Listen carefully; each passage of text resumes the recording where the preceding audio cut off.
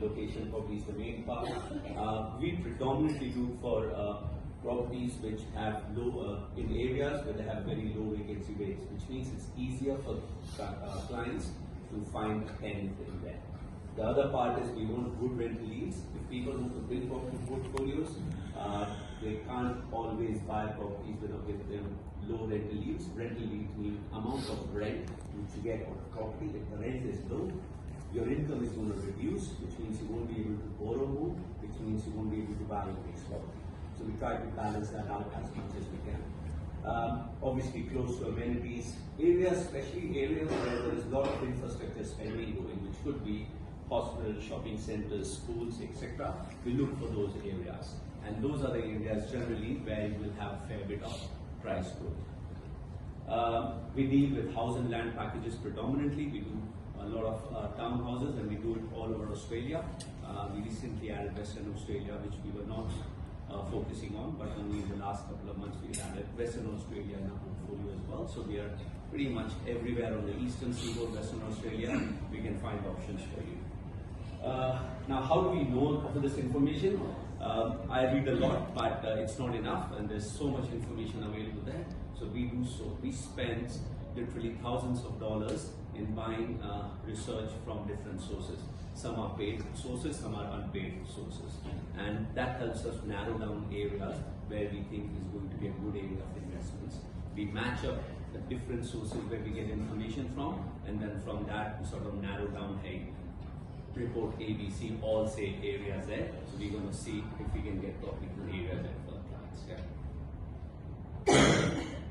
Yeah. Instead of, I guess, going through and explaining the strategies and stuff like that, I want to give you some real life examples. These are actual clients and how we have helped them.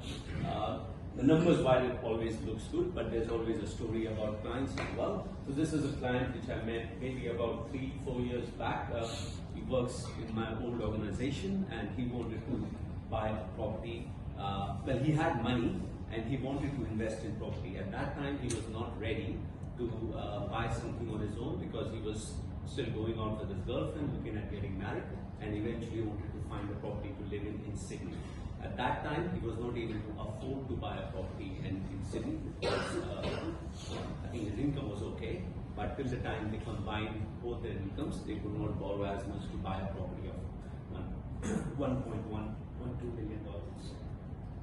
So the strategy worked out was purchase something which is going to give him good level of cash flow, good level of growth, and which in turn could be used to buy this dream property or property for himself in Sydney. This guy, he had a fair bit of savings for his age. I thought 100,000. He used 65,000. He bought a property in Thornton, which some of you might know, up north. It was a high cash flow, which is a dual income property where you have two tenants in the same property and one roof.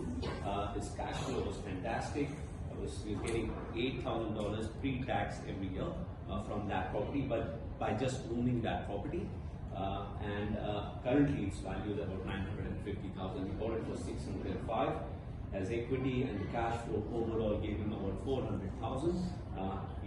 He got married last November. He didn't invite me, but that's okay. But right now he's looking to buy something in Campsie, which is what he wanted. Well, I'm not sure if that's where he wanted to buy, but now he's married, so I don't think that's a choice. But they're looking at buying in Campsie, which also means that I keep in touch with these guys, and I think after they've bought their property, I feel they will have residual value, and I know we